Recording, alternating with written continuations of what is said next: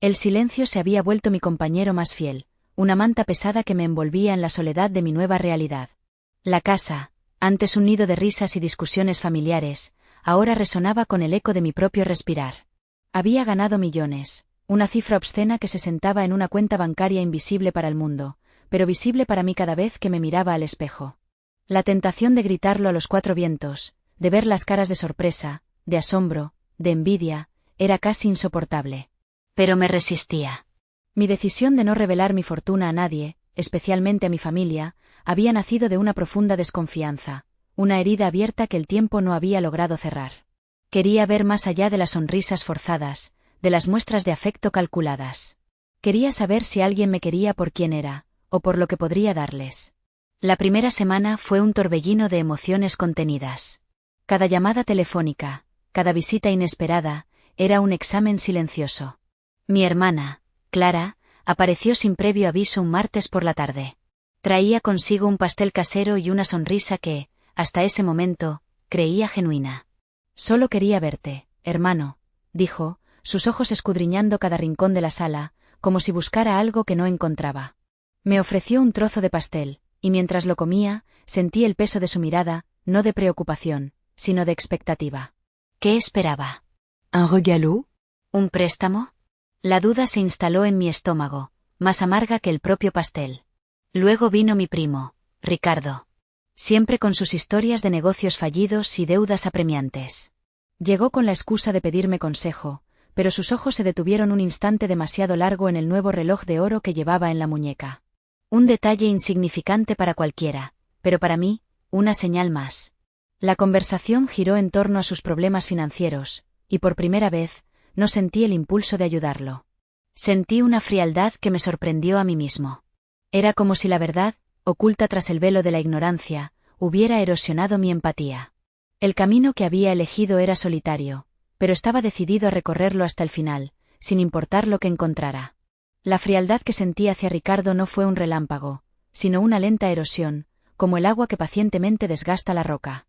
Cada visita, cada llamada, confirmaba mi sospecha, mi fortuna era el verdadero imán, no yo. La casa, mi refugio, se había convertido en un escenario de pruebas. Los muebles, antes testigos silenciosos de mi vida, ahora parecían juzgarme, cada objeto una posible pista para mis familiares. El sofá de terciopelo, donde tantas veces habíamos compartido confidencias, ahora me resultaba ajeno. Recordé las tardes de mi infancia, jugando al escondite entre sus cojines, mi madre riendo mientras me buscaba. Esa madre, ahora distante, que apenas llamaba para preguntar si necesitaba algo, sin importar cuán vago fuera el pedido. ¿Necesitaba yo algo? Quizás, en aquel entonces, necesitaba su amor incondicional. Ahora, con la riqueza como telón de fondo, me preguntaba si ese amor existió alguna vez. La segunda semana trajo consigo una nueva dinámica. Las visitas se volvieron más espaciadas, las llamadas telefónicas más cortas. Parecía que mi familia, de alguna manera, percibía mi reticencia, mi creciente distancia. O quizás, simplemente, estaban esperando el momento oportuno para hacer sus movimientos. Clara volvió a aparecer, esta vez con la excusa de traerme unos documentos que, según ella, mi madre necesitaba que firmara. Eran unos papeles sin importancia, relacionados con la herencia de mi abuela paterna, una cuestión ya resuelta hacía años. Su insistencia, la manera en que sus ojos se posaban en mis manos cada vez que sostenía un vaso de agua, me hizo sospechar. ¿Habría oído algo? ¿Alguien más sabía de mi golpe de suerte? El pensamiento me heló la sangre. La desconfianza se enquistaba, transformándose en una armadura cada vez más gruesa. Me encontraba a menudo en mi estudio, un espacio que antes utilizaba para leer y reflexionar, pero que ahora se había convertido en mi centro de operaciones. Sobre el escritorio, solo, reposaba el objeto que había desencadenado todo, el billete de lotería premiado. Lo guardaba en una caja fuerte oculta tras una estantería, pero a veces, en la soledad de la noche, lo sacaba. No por avaricia, sino por una morbosa fascinación. Era un simple trozo de papel, con números impresos y una fecha. Pero ese papel había desnudado el alma de mi familia. Lo observaba, casi con repulsión, preguntándome si algún día podría volver a mirarlo sin sentir el peso de la decepción. Un día, Ricardo me llamó. Su voz sonaba tensa, casi desesperada. «Hermano, necesito un favor grande». Un amigo me ha metido en un lío, y me piden una cantidad considerable para salir de esto. Sé que tú, bueno, que siempre has sido generoso. La palabra generoso resonó en mi cabeza como una burla. Generoso, sí, pero no para financiar sus imprudencias. Le respondí con evasivas, alegando que mis finanzas personales no estaban en su mejor momento. Su silencio al otro lado de la línea fue más elocuente que cualquier palabra. Sentí una punzada de culpa, pero la ahogué rápidamente. Era una batalla que debía librar solo. La casa, a pesar de su silencio, empezaba a sentirse pequeña, claustrofóbica. La ausencia de conversaciones sinceras, de risas genuinas, se hacía cada vez más insoportable. Los días se sucedían con una monotonía gris, marcada por la espera. Esperaba una señal, una prueba irrefutable de que existía un amor desinteresado en mi vida. Pero la verdad, cruel y demoledora, se cernía sobre mí como una sombra persistente. Cada interacción, cada gesto, se analizaba bajo el microscopio de mi desconfianza, y los resultados eran siempre los mismos: un interés oculto, una expectativa velada. El camino elegido era solitario, sí, pero la alternativa, la de la verdad desnuda, era aún más desoladora. La casa se había convertido en una cárcel de oro, sus muros invisibles pero infranqueables. La monotonía de los días se hacía cada vez más pesada, un manto de silencio que me sofocaba. Había pasado otra semana, y la desconfianza se había arraigado en mí como una mala hierba. Cada llamada, cada visita, se sentía como un interrogatorio silencioso. Mi madre, a quien antes llamaba casi a diario, ahora solo me contactaba con excusas vagas, pidiendo mi opinión sobre asuntos triviales que bien podía resolver sola. ¿Crees que el verde menta es mejor para la sala de estar, hijo?, preguntaba con una voz que sonaba extrañamente distante. La pregunta era inocente en sí misma, pero la forma en que la formulaba, como si buscara una aprobación que iba más allá de la decoración, me ponía en guardia. Era como si intentara sondear mis estados de ánimo, mis posibles reacciones. Una tarde, mientras ordenaba unos viejos papeles en mi estudio, encontré una fotografía familiar antigua. Era de unas vacaciones en la playa, yo era apenas un niño, rodeado de mis padres y Clara. Todos sonreíamos, una imagen de felicidad idílica.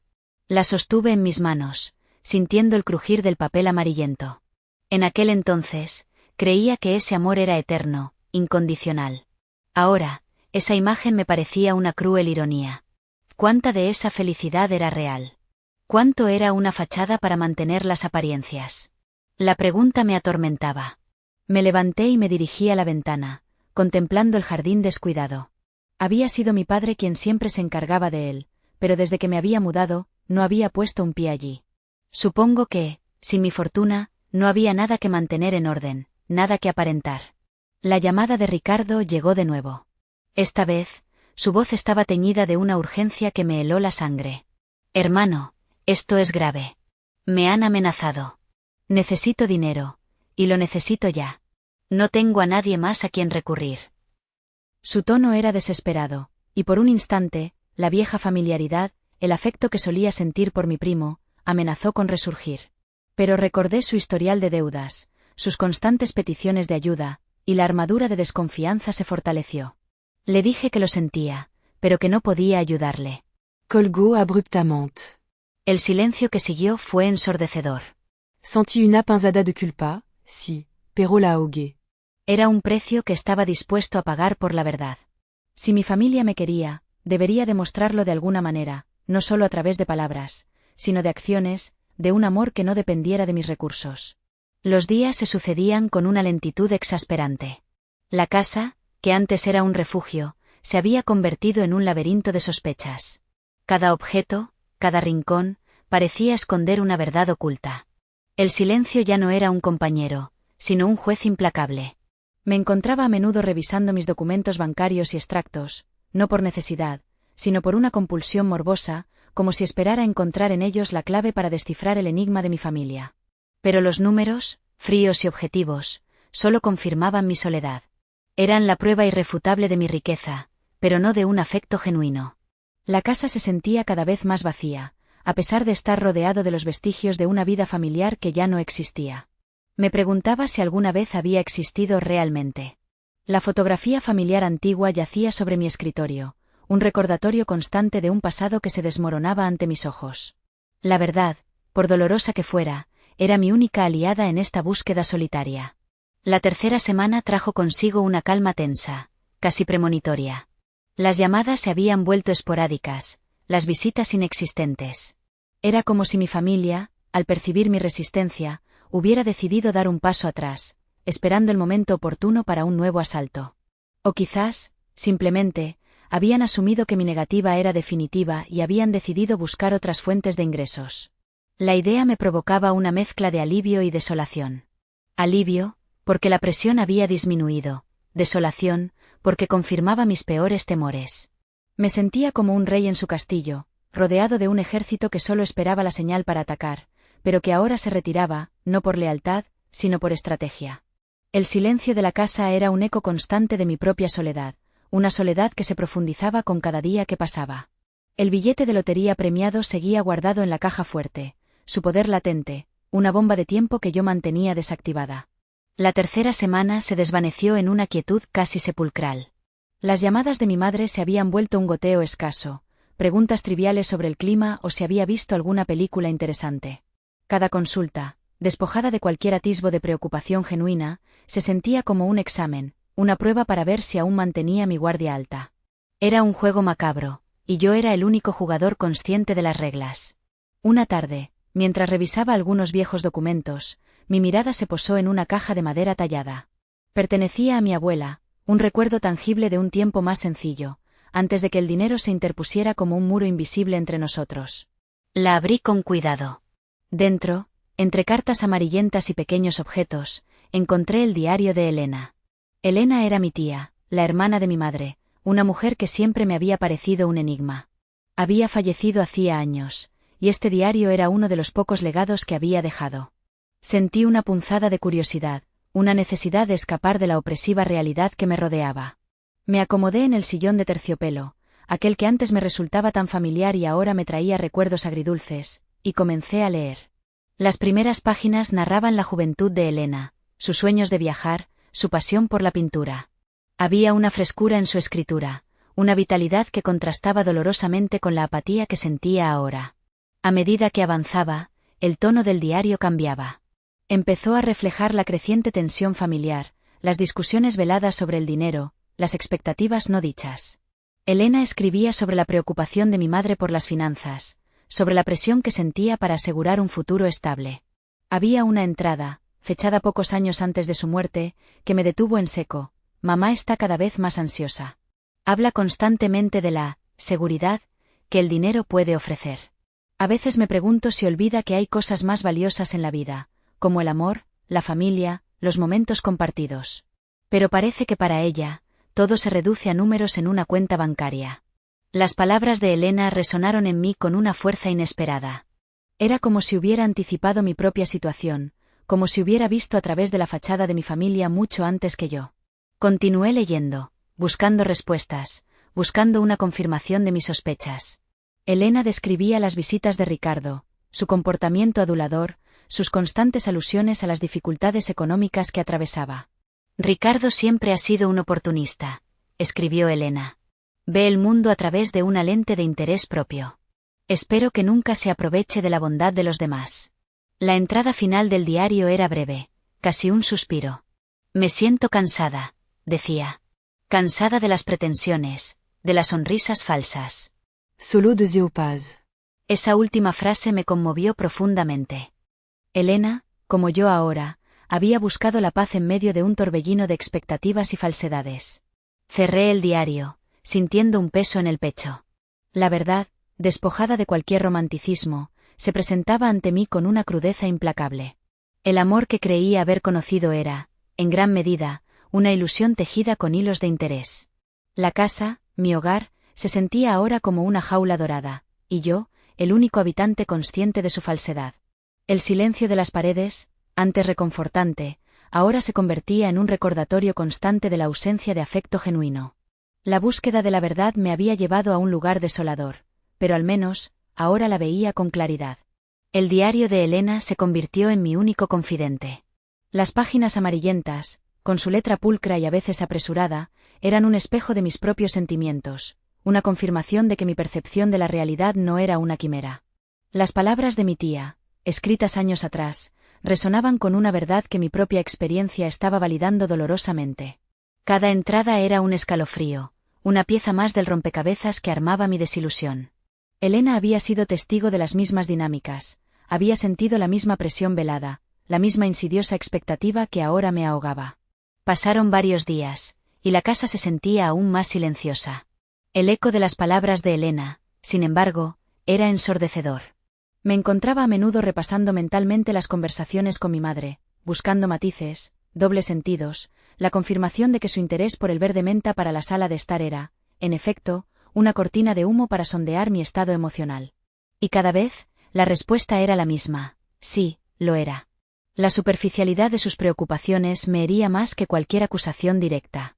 Era la ausencia de amor genuino lo que me consumía, la fría indiferencia bajo el barniz de la preocupación familiar. Una tarde, el teléfono móvil de Ricardo sonó en mi estudio. El sonido, agudo y penetrante, me sacó de mi letargo reflexivo. Dudé un instante antes de cogerlo. Sabía que era él, y sabía que probablemente sería otra súplica, otra excusa para pedir dinero. Pero algo en mí, quizás la necesidad de confrontar la falsedad de frente, me impulsó a hacerlo. Sí, respondí, mi voz tensa. Hermano. Qué bueno que contestas, exclamó Ricardo, su tono forzadamente jovial. Te llamaba para ver cómo andas. Hace tiempo que no hablamos. ¿Todo bien por ahí?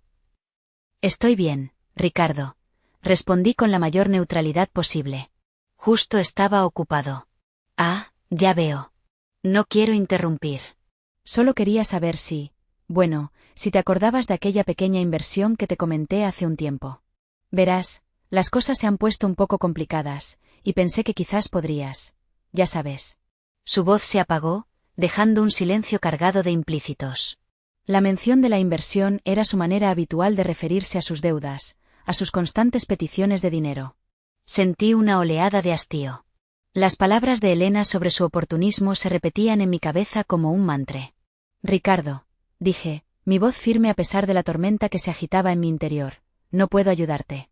No ahora mismo. Hubo un breve silencio al otro lado de la línea, un silencio cargado de sorpresa y resentimiento. Pero, pensé que éramos familia, que nos apoyaríamos, balbució, su voz perdiendo toda pretensión de jovialidad. La familia se apoya en el amor, Ricardo, no en las billeteras, repliqué, sintiendo una extraña calma al pronunciar esas palabras. Y creo que tú y yo tenemos definiciones muy diferentes de lo que significa ser familia. Colgó abruptamente. El sonido del teléfono al ser colgado resonó en el estudio, un punto final a una conversación que ya había terminado hacía mucho tiempo, en el momento en que decidí que la verdad era más valiosa que la paz aparente. La casa volvió a sumirse en su silencio habitual, pero esta vez, ese silencio no me aplastaba. Me envolvía, como un manto de aceptación. La verdad era dura, sí, pero al menos era mía. Y en esa posesión, encontraba una extraña y desoladora fortaleza. El silencio que siguió a la llamada de Ricardo fue un bálsamo amargo. Había cruzado un umbral, una línea invisible que separaba la ilusión de la cruda realidad. La casa, antes un refugio, ahora se sentía como una prisión de cristal, transparente y frágil, donde cada movimiento era observado, cada palabra sopesada. Las paredes, que antes parecían albergar calidez y recuerdos, ahora resonaban con el eco de la codicia y la indiferencia. Me senté en el estudio, contemplando la quietud del lugar, un remanso de paz artificial en medio de la tormenta que se había desatado en mi interior. El diario de Elena, aún abierto sobre la mesa auxiliar, era un recordatorio tangible de la verdad que ella había intentado desentrañar. Sus palabras, escritas con una tinta que el tiempo había desvanecido, hablaban de una lucha silenciosa contra las mismas fuerzas que ahora me atenazaban.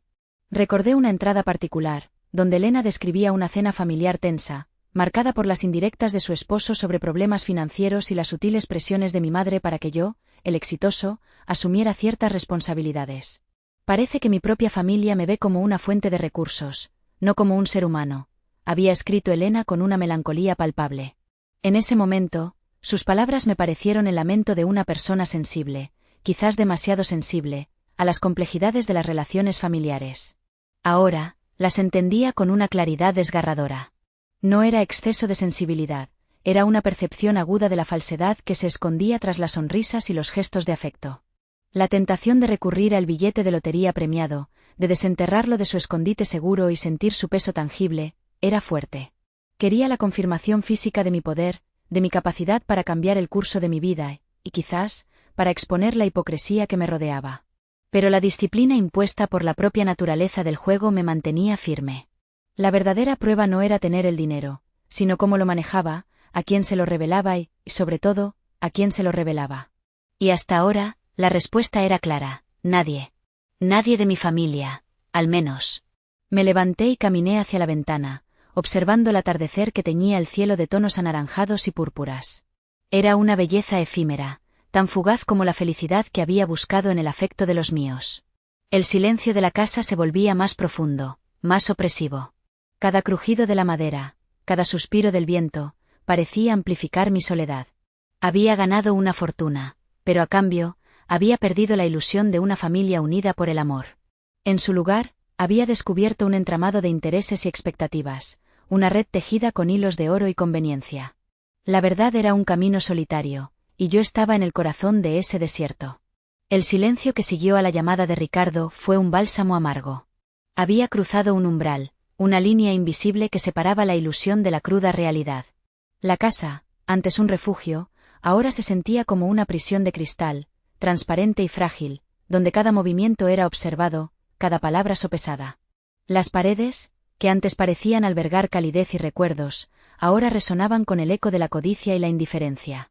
Me senté en el estudio, contemplando la quietud del lugar, un remanso de paz artificial en medio de la tormenta que se había desatado en mi interior. El diario de Elena, aún abierto sobre la mesa auxiliar, era un recordatorio tangible de la verdad que ella había intentado desentrañar. Sus palabras, escritas con una tinta que el tiempo había desvanecido, hablaban de una lucha silenciosa contra las mismas fuerzas que ahora me atenazaban. Recordé una entrada particular, donde Elena describía una cena familiar tensa, marcada por las indirectas de su esposo sobre problemas financieros y las sutiles presiones de mi madre para que yo, el exitoso, asumiera ciertas responsabilidades. Parece que mi propia familia me ve como una fuente de recursos, no como un ser humano, había escrito Elena con una melancolía palpable. En ese momento, sus palabras me parecieron el lamento de una persona sensible, quizás demasiado sensible, a las complejidades de las relaciones familiares. Ahora, las entendía con una claridad desgarradora. No era exceso de sensibilidad, era una percepción aguda de la falsedad que se escondía tras las sonrisas y los gestos de afecto. La tentación de recurrir al billete de lotería premiado, de desenterrarlo de su escondite seguro y sentir su peso tangible, era fuerte. Quería la confirmación física de mi poder, de mi capacidad para cambiar el curso de mi vida, y quizás, para exponer la hipocresía que me rodeaba. Pero la disciplina impuesta por la propia naturaleza del juego me mantenía firme. La verdadera prueba no era tener el dinero, sino cómo lo manejaba, a quién se lo revelaba y, sobre todo, a quién se lo revelaba. Y hasta ahora, la respuesta era clara: nadie. Nadie de mi familia, al menos. Me levanté y caminé hacia la ventana, observando el atardecer que teñía el cielo de tonos anaranjados y púrpuras. Era una belleza efímera, tan fugaz como la felicidad que había buscado en el afecto de los míos. El silencio de la casa se volvía más profundo, más opresivo. Cada crujido de la madera, cada suspiro del viento, parecía amplificar mi soledad. Había ganado una fortuna, pero a cambio, había perdido la ilusión de una familia unida por el amor. En su lugar, había descubierto un entramado de intereses y expectativas, una red tejida con hilos de oro y conveniencia. La verdad era un camino solitario, y yo estaba en el corazón de ese desierto. Decidí que era hora de moverme, de no quedarme paralizado por la amargura. Necesitaba un cambio de escenario, aunque fuera temporal. Tomé la decisión de salir de la casa, de buscar un lugar donde el aire no estuviera tan cargado de fantasmas y decepciones. Me dirigí a mi estudio, donde guardaba la llave de la caja fuerte. El pequeño objeto metálico, frío al tacto, representaba la puerta a mi nueva realidad, a la discreción y al control que tanto necesitaba. Sabía que la llave era un símbolo de mi poder, pero también de mi aislamiento. Al tomarla, sentí un peso familiar en la muñeca, un reloj de oro de Ricardo. Lo había olvidado por completo. Era un regalo de mi infancia, un recuerdo de tiempos más simples, cuando las relaciones parecían menos complicadas. Lo observé por un instante, su esfera dorada reflejando la luz tenue del estudio. Era un recordatorio de la inocencia que había perdido, de la confianza que se había erosionado. Guardé la llave en mi bolsillo y, con una determinación renovada, salí de la casa, dejando atrás el silencio y las sombras. El mundo exterior me esperaba, un lienzo en blanco donde, quizás, podría empezar a pintar un futuro diferente, uno basado en la verdad, por dolorosa que fuera. El aire fresco de la noche me golpeó el rostro al salir de la casa. La oscuridad era un manto bienvenido, un respiro del brillo artificial que sentía que me seguía a todas partes. Caminé sin rumbo fijo por las calles tranquilas, mi mente un torbellino de pensamientos. El peso de la llave en mi bolsillo era un recordatorio constante de mi secreto, de la fortuna que me separaba del mundo que conocía. Cada paso me alejaba más de la ilusión de una familia unida por el amor, y me acercaba a la cruda realidad de sus motivaciones. Me detuve frente a un pequeño café que permanecía abierto hasta tarde. La tenue luz amarilla que emanaba de su interior ofrecía una promesa de calidez, un contraste bienvenido con la frialdad que me envolvía. Entré, el tintineo de la campanilla sobre la puerta rompiendo el silencio de la noche. El aroma a café recién hecho y a pasteles dulces llenaba el aire, un consuelo inesperado. Me senté en una mesa apartada, observando a las pocas personas que compartían el espacio. Eran extraños, sus vidas ajenas a la tormenta que se desataba en la mía, y en esa anonimidad encontré un atisbo de paz.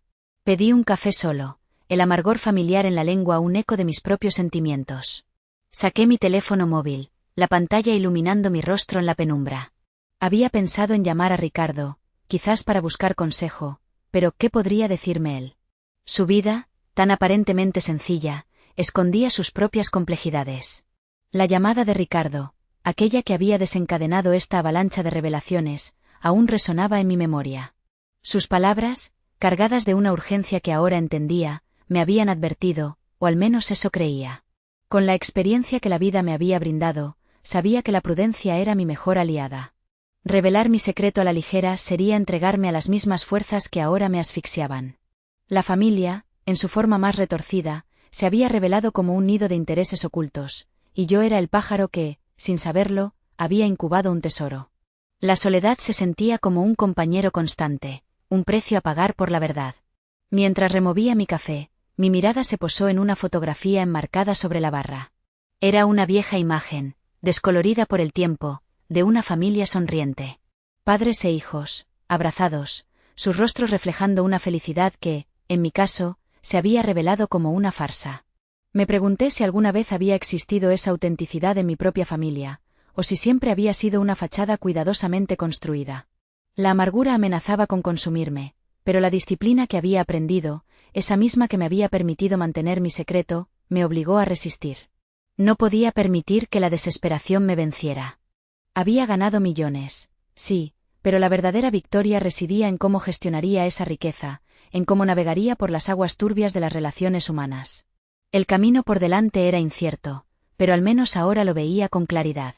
La fachada se había desmoronado, y en sus ruinas, empezaba a construir una nueva realidad, una basada en la honestidad, aunque fuera la mía propia. El café se enfriaba en la taza, pero el calor de mi resolución se mantenía firme. Era hora de seguir adelante, de encontrar mi propio camino, lejos de las expectativas y la codicia de aquellos que creía que me amaban. El café se enfriaba lentamente en la taza, un recordatorio amargo de la fugacidad de los momentos agradables. El ambiente del café, aunque acogedor, no lograba disipar la frialdad que se había instalado en mi interior. Afuera, la noche avanzaba, y las calles se vaciaban gradualmente, dejándome con mis pensamientos como única compañía. La imagen de la familia sonriente en la fotografía de la barra se repetía en mi mente, un espejo distorsionado de lo que yo había creído tener. ¿Cuándo se había desmoronado esa ilusión? ¿Fue un proceso gradual, o hubo un momento específico en que la fachada se agrietó irremediablemente? La llamada de Ricardo, esa que había actuado como el golpe de gracia a mis esperanzas, me hizo reflexionar sobre la sutileza con la que la verdad podía ser revelada.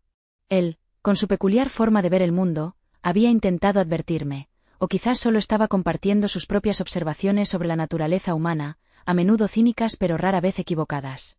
Saqué mi teléfono móvil de nuevo, deslizando el dedo por la pantalla hasta encontrar el número de Ricardo. Dudé un instant. ¿Qué le diría? ¿Cómo podría explicarle la magnitud de mi desilusión sin sonar resentido, o peor aún, vulnerable? Con la experiencia que la vida me había enseñado, sabía que la prudencia era esencial. No podía permitirme un error, no ahora. Cada palabra debía ser medida, cada acción calculada. La fortuna que ahora poseía no era solo un medio para asegurar mi futuro, sino también una herramienta, un arma incluso, en esta guerra silenciosa contra la hipocresía. La soledad se sentía como un precio justo a pagar por la claridad. Había estado viviendo en una mentira, una cómoda y bien tejida red de afecto aparente, y ahora, al ver la verdad desnuda, sentía un vértigo paralizante. Me levanté de la mesa, dejando el café a medio terminar. La noche aún era joven, y yo no quería quedarme atrapado en la melancolía de ese lugar. Necesitaba moverme, sentir el aire en mi rostro, disipar la opresión que se cernía sobre mí. Al salir del café, la fría brisa nocturna me envolvió. Caminé sin rumbo, dejando que mis pies me guiaran por las calles que comenzaban a sumirse en un silencio más profundo. La llave de la caja fuerte en mi bolsillo era un peso reconfortante, un recordatorio tangible de mi poder y mi independencia. Mientras deambulaba, mi mirada se detuvo en un pequeño parque, apenas iluminado por farolas dispersas. El aire olía a tierra húmeda y a las últimas flores de la temporada. Me senté en un banco de madera, observando la quietud de la noche.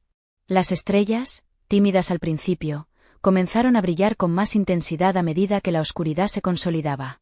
En ese silencio, lejos del bullicio y las expectativas, encontré un resquicio de paz. No era la felicidad, ni mucho menos, pero era un respiro, un momento para asimilar la avalancha de emociones que me había invadido. La imagen de mi familia, sus rostros sonrientes en momentos pasados, se sentía ahora como una cruel ironía. Me pregunté si ellos, en algún momento, habrían sentido algo genuino por mí, o si siempre fui solo un medio para un fin. La respuesta, dolorosa como era, se estaba volviendo dolorosamente clara. La verdad, por más dura que fuera, era el único camino. Y yo, a pesar de la soledad, estaba decidido a recorrerlo. El silencio del parque se sentía casi absoluto, roto solo por el susurro del viento entre las ramas desnudas de los árboles. Las estrellas, antes tímidas, ahora parecían observarme con una indiferencia cósmica que, extrañamente, me reconfortaba. Ya no sentía la urgencia de llamar a Ricardo, ni la necesidad de buscar respuestas en el pasado. La verdad, en su cruda desnudez, se había instalado en mí, y con ella, una extraña calma. La soledad, que antes me parecía un abismo, ahora se perfilaba como un espacio de libertad. Con la experiencia que los años me habían brindado, había aprendido a discernir las verdaderas intenciones detrás de las palabras amables y las sonrisas forzadas. La llamada de Ricardo, esa que había abierto la caja de Pandora, no fue más que un catalizador. El verdadero descubrimiento había sido interno, una confrontación con la realidad de mi propia familia, o más bien, con la ausencia de una. La imagen de aquella foto familiar antigua, tan llena de una felicidad que ahora sabía fingida, me provocaba una punzada de melancolía, pero también un profundo alivio. Estaba liberado de la ilusión. Me levanté del banco, sintiendo el frío calar hasta los huesos. Era hora de volver, no a la casa que había abandonado, sino a un nuevo comienzo. El camino por delante se presentaba incierto, pero por primera vez en mucho tiempo, sentía que tenía el control. La fortuna, ese peso tangible en mi bolsillo, ya no era una carga, sino una herramienta. Una herramienta para construir mi propio destino, lejos de las sombras de la codicia y la hipocresía. Mientras caminaba de regreso, mis pasos resonaban en el asfalto desierto. La ciudad dormía, ajena a la transformación que se estaba gestando en mí. Pensé en Ricardo, en su peculiar visión del mundo, a menudo teñida de cinismo, pero siempre honesta. Quizás era hora de buscar su consejo, no sobre cómo manejar el dinero, sino sobre cómo navegar las complejidades de la vida sin perder la propia brújula. Al llegar a un punto donde las calles se iluminaban con mayor intensidad, saqué mi teléfono móvil. La pantalla se iluminó, revelando mi rostro, un rostro que ya no reflejaba la confusión de horas atrás, sino una determinación serena. Deslicé el dedo por la lista de contactos hasta encontrar su nombre. Dudé un instante, no por miedo, sino por la necesidad de encontrar las palabras adecuadas. No quería sonar amargado ni quejara. Quería compartir mi verdad, la que había descubierto en la soledad de la noche. Finalmente, presioné el botón de llamar.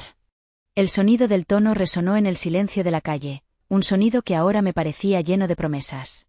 La voz de Ricardo, al otro lado de la línea, sonó sorprendida, pero también expectante. «Hola», dije, mi voz firme, «necesito hablar contigo. Creo que es hora de que sepas lo que realmente ha estado pasando». El aire frío de la noche ya no me molestaba, sentía un calor interno, el calor de la verdad y la resolución. El camino apenas comenzaba, pero ya no estaba solo en mi viaje. La voz de Ricardo al otro lado del teléfono era un bálsamo inesperado. No era la efusividad que yo, en mi antigua ingenuidad, hubiera esperado de un amigo, sino una calma profesional, teñida de una cautela que me decía que él también estaba sopesando cada palabra. Le expliqué, sin rodeos pero con la precisión de quien ha ensayado la verdad 1000 veces en su mente, la magnitud de mi descubrimiento. Hablé de la frialdad que había sentido al ver la fotografía, de cómo las sonrisas familiares se habían transformado en máscaras huecas. Le conté la llamada de él, aquella que, sin saberlo, había actuado como el primer rayo de sol que perfora la densa niebla de una mentira. «Comprendo», dijo Ricardo después de un largo silencio. No había sorpresa en su tono, sino una resignación que, extrañamente, me hizo sentir menos solo. «Sabes, siempre he creído que la gente, en su mayoría, vive en una especie de autoengaño confortable. Se aferran a las apariencias, a las narrativas que les resultan más convenientes. La verdad, a menudo, es un invitado no deseado en esas fiestas». Sus palabras resonaron con una verdad brutal. Yo había sido el anfitrión perfecto de mi propia ilusión, alimentándola con cada gesto de afecto aparente, con cada celebración familiar. Ahora, despojado de esa armadura, me sentía vulnerable, pero también, por primera vez, auténtico.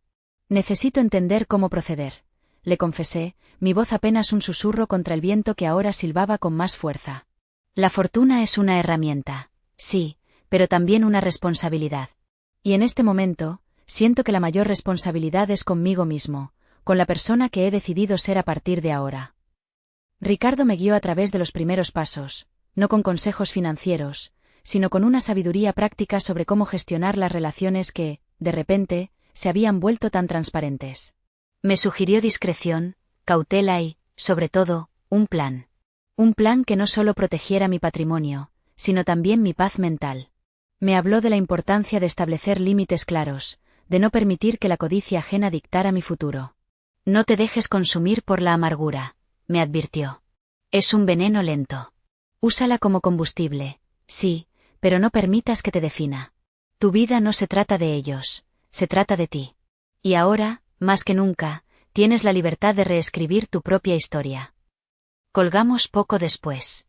La llamada no había resuelto todos mis problemas, pero había encendido una chispa de esperanza en la oscuridad. Me encontraba en una encrucijada, pero por primera vez, sentía que tenía el mapa. La noche seguía siendo fría, pero el hielo en mi interior comenzaba a derretirse. Me senté en un banco del parque, el mismo que había elegido para mi introspección, y saqué mi teléfono móvil. No para llamar a nadie más, sino para revisar los contactos. Había una lista de personas que, hasta ahora, habían sido parte de mi vida de una manera superficial. Ahora, con la nueva perspectiva, sabía cuáles de esos nombres merecían ser mantenidos y cuáles debían ser borrados. La claridad era un arma poderosa, y yo estaba aprendiendo a usarla. La ciudad, con sus luces distantes, parecía un lienzo en blanco, esperando ser pintado con los colores de mi nueva realidad. El camino por delante era incierto, pero ya no sentía el peso de la decepción, sino la ligereza de la libertad. La llamada a Ricardo fue solo el primer paso. Los días siguientes se desplegaron con una lentitud inusual, cada hora cargada de una nueva conciencia.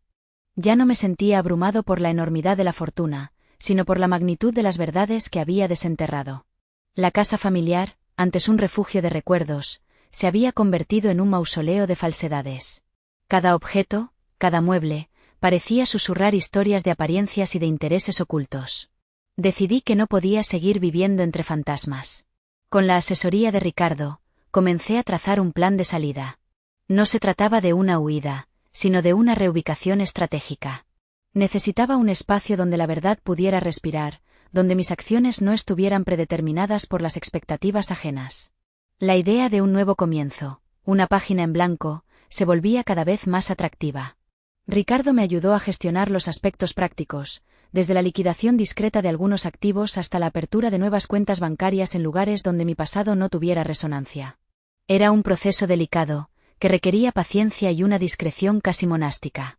Una tarde, mientras revisaba unos que Ricardo me había enviado, me detuve en una cifra. No era la cantidad total, sino un pequeño movimiento, un retiro insignificante que, sin embargo, me llamó la atención. Era una cantidad que mi madre solía darme en efectivo cuando era niño, para comprar golosinas. Un gesto pequeño, casi olvidado, pero que en ese momento, con mi nueva perspectiva, se sentía como un eco de una afectividad que nunca había sido genuina. Me hizo pensar en la infancia, en la inocencia perdida, en cómo las semillas de la manipulación pueden germinar desde muy temprano. La verdad, una vez que abres la puerta, se cuela por todas las grietas. La idea de enfrentar a mi familia se volvía cada vez más remota. No había rencor, sino una profunda y dolorosa decepción. ¿Cómo explicarles que su afecto estaba condicionado, que su amor era una transacción? Las palabras de Ricardo resonaban en mi mente: no permitas que te definan. Tu vida se trata de ti. Y eso era exactamente lo que estaba haciendo. Estaba redefiniendo mi vida, alejándola de las sombras de la codicia familiar. Decidí que era hora de dejar atrás la casa. No de forma abrupta, sino con una estrategia calculada. Planeaba una mudanza gradual, llevándome solo lo esencial, aquello que realmente tenía valor sentimental, no el valor impuesto por la historia familiar. Que antes me provocaba una punzada de melancolía, ahora la veía con una frialdad analítica. Las sonrisas eran forzadas, las poses artificiales. Era un testimonio de una vida que no había sido la mía, sino la que me habían obligado a vivir. La soledad que había temido se estaba transformando en un espacio de autodescubrimiento. Cada día aprendía algo nuevo sobre mí mismo, sobre mis capacidades y mis límites. La fortuna, lejos de ser un fin, se estaba convirtiendo en un medio para la autenticidad. Ya no me sentía la víctima de las circunstancias, sino el arquitecto de mi propio destino. El camino era incierto, sí, pero la sensación de libertad era abrumadora. Era una libertad ganada a pulso, a través de la confrontación con la verdad más cruda. Me preguntaba cómo reaccionarían cuando se dieran cuenta de mi ausencia, de mi partida silenciosa. Probablemente, la primera reacción sería la sorpresa, seguida de la especulación, y finalmente, la preocupación por la fortuna que yo, y solo yo, poseía. Pero esa ya no era mi preocupación. Mi preocupación era construir un futuro donde el amor fuera incondicional y la honestidad, la moneda de cambio. La decisión de mudarme se cristalizó en acciones concretas. Ya no era una idea flotando en el aire, sino un plan detallado que se desplegaba con cada llamada a Ricardo, cada documento revisado. Había alquilado un pequeño apartamento en otra ciudad, un lugar anónimo donde nadie conocía mi nombre ni mi pasado. La idea de vivir rodeado de desconocidos, de ser invisible, me resultaba extrañamente reconfortante. Era un lienzo en blanco, libre de las sombras de las expectativas y de las miradas enjuiciadoras. El proceso de empacar fue una especie de arqueología personal. Cada objeto que sacaba de los armarios, de los cajones, de las cajas olvidadas, era un fragmento de una vida que ya no quería habitar. La casa familiar, con sus paredes cargadas de recuerdos impostados, se sentía cada vez más ajena. Me sorprendía la facilidad con la que podía desprenderme de cosas que antes consideraba tesoros. Eran solo objetos, anclajes a una realidad que se desmoronaba. Hubo un momento, mientras desempolvaba una vieja caja de recuerdos, en que encontré. La imagen me devolvió a un tiempo que creía haber comprendido, a una época de sonrisas que ahora sabía que eran meras fachadas. Mi madre, mi padre, mis hermanos, todos posando con una artificialidad que, en su momento, me había parecido natural. Ahora, al verla con la perspectiva que me habían dado los últimos meses, la artificialidad era palpable, casi grotesca. Las sonrisas parecían congeladas en un esfuerzo por mantener las apariencias. Guardé la foto en una caja aparte, no para tirarla, sino para recordarme la distancia que había recorrido. Ricardo, con su habitual pragmatismo, me había ayudado a organizar la logística de la mudanza. Camiones discretos, horarios convenientes, evitando cualquier tipo de encuentro o comentario. Era un proceso quirúrgico, diseñado para minimizar el impacto y maximizar la discreción. Me sentía como un agente secreto, operando en las sombras para asegurar mi propia libertad. Una tarde, mientras preparaba la última maleta, encontré que había olvidado guardar. Eran de hace años, de cuando la fortuna aún era un sueño lejano. Ver las cifras modestas, los movimientos habituales, me hizo pensar en la ingenuidad con la que había navegado por la vida hasta entonces. No había sospechado nada, no había cuestionado las dinámicas familiares. Había aceptado el amor que me ofrecían como algo genuino, sin considerar que pudiera tener un precio oculto. La partida fue silenciosa. Dejé la casa familiar vacía, despojada de mis pertenencias y, sobre todo, de mis ilusiones. El aire en la habitación se sentía más ligero, como si las paredes hubieran exhalado un suspiro de alivio al verme marchar. No hubo despedidas, ni llamadas de última hora. Solo el eco de mis pasos alejándose por el camino de grava. Al llegar a mi nuevo hogar, el apartamento vacío me recibió con un silencio expectante. Era un espacio en blanco, esperando ser llenado con la historia que yo decidiera escribir. La soledad que me había acompañado durante tanto tiempo ya no era un peso, sino una compañera silenciosa, una invitada bienvenida en mi nuevo comienzo. La ciudad, con sus luces desconocidas, se extendía ante mí como un mar de posibilidades. Ya no me sentía la víctima de las circunstancias, sino el arquitecto de mi propio destino. La fortuna, esa herramienta que me había abierto los ojos, se había convertido en el catalizador de mi verdadera libertad. El camino por delante era incierto, pero por primera vez en mucho tiempo, sentía que estaba caminando en la dirección correcta, hacia mí mismo. El apartamento era un lienzo en blanco, pero también un espejo. Cada pared desnuda, cada rincón vacío, reflejaba la soledad que había elegido. Los primeros días transcurrieron en una neblina de adaptación. El silencio era mi única compañía, y al principio, resultaba ensordecedor.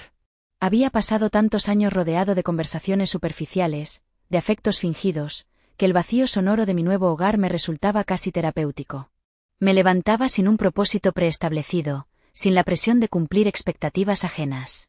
Los desayunos eran lentos, observando la ciudad despertar a través de la ventana, una ciudad que no me conocía y, por ende, no me juzgaba. Ricardo, fiel a su promesa, se mantenía en contacto a través de mensajes discretos.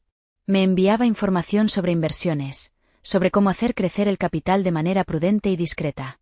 Sus consejos eran valiosos, no solo por el conocimiento financiero, sino porque representaban un ancla a una realidad tangible, alejada de las fantasías familiares. Me sentía como un náufrago que, tras haber sido arrastrado por una tormenta, encuentra una tabla de salvación. Con su ayuda, empecé a explorar opciones para reinvertir una parte de la fortuna, no con la avaricia que había caracterizado a mi familia, sino con la intención de construir un futuro sólido y, sobre todo, independiente. Una tarde, mientras revisaba unos documentos bancarios y extractos que Ricardo me había enviado, me detuve en un detalle que me removió el alma. Eran los extractos de una cuenta a nombre de mi madre, una cuenta que yo desconocía por completo. Las transacciones eran modestas, pero constantes.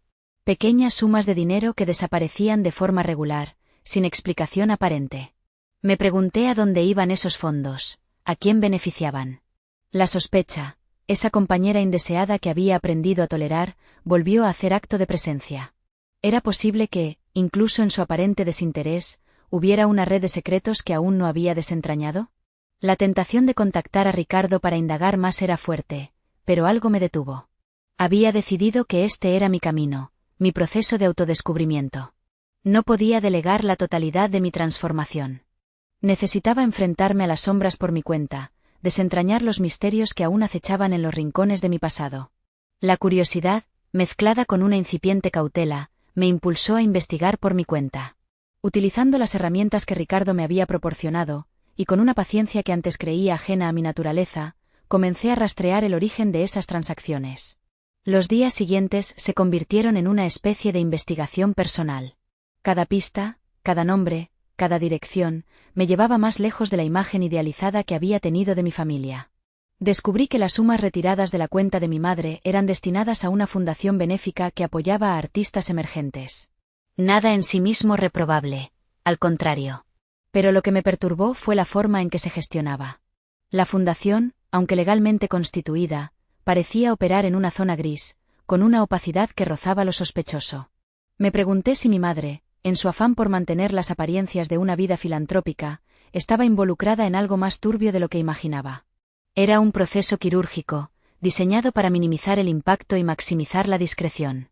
Me sentía como un agente secreto, operando en las sombras para asegurar mi propia libertad. Una tarde, mientras preparaba la última maleta, encontré que había olvidado guardar. Eran de hace años, de cuando la fortuna aún era un sueño lejano. Ver las cifras modestas, los movimientos habituales, me hizo pensar en la ingenuidad con la que había navegado por la vida hasta entonces. No había sospechado nada, no había cuestionado las dinámicas familiares. Había aceptado el amor que me ofrecían como algo genuino, sin considerar que pudiera tener un precio oculto. La partida fue silenciosa. Dejé la casa familiar vacía, despojada de mis pertenencias y, sobre todo, de mis ilusiones. El aire en la habitación se sentía más ligero, como si las paredes hubieran exhalado un suspiro de alivio al verme marchar. No hubo despedidas, ni llamadas de última hora. Solo el eco de mis pasos alejándose por el camino de grava. Al llegar a mi nuevo hogar, el apartamento vacío me recibió con un silencio expectante. Era un espacio en blanco, esperando ser llenado con la historia que yo decidiera escribir. La soledad que me había acompañado durante tanto tiempo ya no era un peso, sino una compañera silenciosa, una invitada bienvenida en mi nuevo comienzo. La ciudad, con sus luces desconocidas, se extendía ante mí como un mar de posibilidades. Ya no me sentía la víctima de las circunstancias, sino el arquitecto de mi propio destino. La fortuna, esa herramienta que me había abierto los ojos, se había convertido en el catalizador de mi verdadera libertad. El camino por delante era incierto, pero por primera vez en mucho tiempo, sentía que estaba caminando en la dirección correcta, hacia mí mismo. El apartamento era un lienzo en blanco, pero también un espejo. Cada pared desnuda, cada rincón vacío, reflejaba la soledad que había elegido. Los primeros días transcurrieron en una neblina de adaptación. El silencio era mi única compañía, y al principio, resultaba ensordecedor. Había pasado tantos años rodeado de conversaciones superficiales, de afectos fingidos, que el vacío sonoro de mi nuevo hogar me resultaba casi terapéutico. Me levantaba sin un propósito preestablecido, sin la presión de cumplir expectativas ajenas. Los desayunos eran lentos, observando la ciudad despertar a través de la ventana, una ciudad que no me conocía y, por ende, no me juzgaba. Ricardo, fiel a su promesa, se mantenía en contacto a través de mensajes discretos. Me enviaba información sobre inversiones, sobre cómo hacer crecer el capital de manera prudente y discreta. Sus consejos eran valiosos, no solo por el conocimiento financiero, sino porque representaban un ancla a una realidad tangible, alejada de las fantasías familiares. Me sentía como un náufrago que, tras haber sido arrastrado por una tormenta, encuentra una tabla de salvación. Con su ayuda, empecé a explorar opciones para reinvertir una parte de la fortuna, no con la avaricia que había caracterizado a mi familia, sino con la intención de construir un futuro sólido y, sobre todo, independiente. Una tarde, mientras revisaba unos documentos bancarios y extractos que Ricardo me había enviado, me detuve en un detalle que me removió el alma. Eran los extractos de una cuenta a nombre de mi madre, una cuenta que yo desconocía por completo. Las transacciones eran modestas, pero constantes. Pequeñas sumas de dinero que desaparecían de forma regular, sin explicación aparente. Me pregunté a dónde iban esos fondos, a quién beneficiaban. La sospecha, esa compañera indeseada que había aprendido a tolerar, volvió a hacer acto de presencia. Era posible que, incluso en su aparente desinterés, hubiera una red de secretos que aún no había desentrañado. La tentación de contactar a Ricardo para indagar más era fuerte, pero algo me detuvo. Había decidido que este era mi camino, mi proceso de autodescubrimiento. No podía delegar la totalidad de mi transformación. Necesitaba enfrentarme a las sombras por mi cuenta, desentrañar los misterios que aún acechaban en los rincones de mi pasado. La curiosidad, mezclada con una incipiente cautela, me impulsó a investigar por mi cuenta. Utilizando las herramientas que Ricardo me había proporcionado, y con una paciencia que antes creía ajena a mi naturaleza, comencé a rastrear el origen de esas transacciones. Los días siguientes se convirtieron en una especie de investigación personal. Cada pista, cada nombre, cada dirección, me llevaba más lejos de la imagen idealizada que había tenido de mi familia. Descubrí que las sumas retiradas de la cuenta de mi madre eran destinadas a una fundación benéfica que apoyaba a artistas emergentes. Nada en sí mismo reprobable, al contrario. Pero lo que me perturbó fue la forma en que se gestionaba. La fundación, aunque legalmente constituida, parecía operar en una zona gris, con una opacidad que rozaba lo sospechoso. Me pregunté si mi madre, en su afán por mantener las apariencias de una vida filantrópica, estaba involucrada en algo más turbio de lo que imaginaba. La imagen de mi madre, siempre tan serena y controlada, se desdibujaba ante mis ojos. Ya no la veía como la matriarca amorosa que recordaba de mi infancia, sino como una figura compleja, llena de secretos y motivaciones ocultas. La decepción se mezclaba con una extraña fascinación.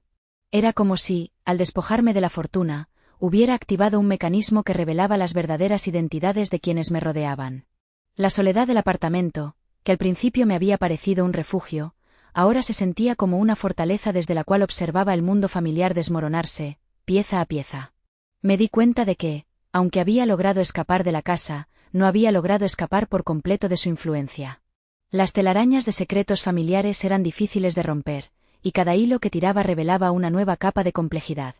Sin embargo, a pesar de la amargura que sentía, también había una creciente sensación de control. Ya no era un peón en su juego, sino un observador activo, un detective de mi propia vida. La fortuna, que había sido la causa de tanto dolor, se estaba convirtiendo en la herramienta que me permitía desentrañar la verdad, por dolorosa que fuera. El camino era solitario, pero cada paso me acercaba a una comprensión más profunda de mí mismo y de las personas que creía conocer. La verdad, una vez desenterrada, no se puede enterrar de nuevo. Y yo estaba decidido a desenterrar hasta el último secreto. La Fundación. Ese era el nombre que resonaba en mi cabeza, un eco sombrío de la aparente generosidad de mi madre. Había pasado un tiempo desde que desenterré esa primera pista, un tiempo que se había sentido a la vez eterno y fugaz. Los días en el apartamento transcurrían en una rutina de soledad autoimpuesta, salpicada por la investigación que se había convertido en mi única obsesión. Cada llamada a Ricardo era un ejercicio de contención, una lucha por mantener la compostura mientras intentaba obtener información sin revelar la profundidad de mi sospecha. Él, ajeno a la tormenta que se gestaba en mi interior, seguía ofreciéndome consejos financieros, hablándome de diversificar inversiones, de asegurar mi futuro. Su pragmatismo era un bálsamo, pero también un recordatorio de la brecha que se abría entre su visión de la realidad y la mía. Me encontraba sentado en el borde de la cama, con el móvil en la mano, mirando el nombre de mi madre en la lista de contactos. Hacía meses que no la llamaba, y la idea de hacerlo ahora me producía una mezcla de repulsión y una extraña necesidad de confrontación. ¿Qué le diría? ¿Cómo abordaría el tema de esa fundación opaca, de esas transacciones inexplicables? La imagen de ella, tan serena, tan controlada, se superponía a la de la mujer que, según mis pesquisas, podría estar tejiendo una red de engaños bajo el manto de la filantropía.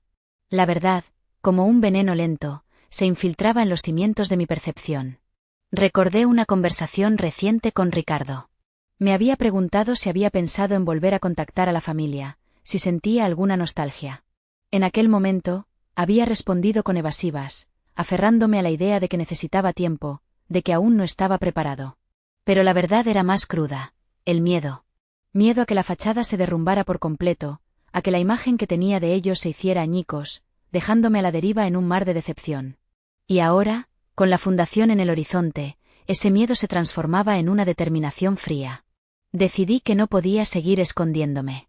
La fortuna me había dado la libertad de elegir mi propio camino, pero esa libertad venía acompañada de la responsabilidad de enfrentar la verdad, por dolorosa que fuera.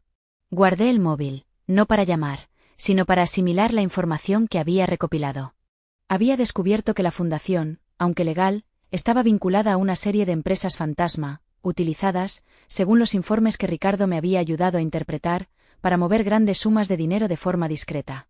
No se trataba solo de apoyar a artistas, había algo más, algo turbio que se escondía tras las donaciones y los eventos benéficos. La imagen de mi padre, siempre tan preocupado por la reputación, por mantener las apariencias, cobraba un nuevo significado. ¿Estaba él al tanto? ¿Era parte de este entramado? Las preguntas se agolpaban en mi mente, cada una más perturbadora que la anterior. La riqueza, que había sido mi salvación, se revelaba ahora como el epicentro de una telaraña de secretos y mentiras. Me levanté y caminé hacia la ventana. La ciudad se extendía ante mí, un mosaico de luces y sombras. Ya no era el lienzo en blanco que había imaginado. Era un escenario, y yo estaba a punto de descorrer el telón para revelar la obra que se representaba tras bambalinas. La soledad del apartamento, antes un consuelo, ahora se sentía como un campo de batalla. Había llegado el momento de dejar de ser un observador pasivo. Saqué de una caja el teléfono móvil de Ricardo. No para llamarlo, sino para acceder a los contactos que me había facilitado, a las direcciones de correo electrónico de abogados especializados en fraudes corporativos. Necesitaba entender la magnitud de lo que estaba sucediendo, y para eso, necesitaba ayuda profesional, ayuda que no podía pedirle directamente a Ricardo sin levantar sospechas. Era un juego peligroso, pero la recompensa, la verdad, valía el riesgo. La noche caía sobre la ciudad, y yo, en la soledad de mi nuevo hogar, me sentía más conectado que nunca con mi propia historia. La fortuna me había comprado la libertad, pero el verdadero precio era la verdad.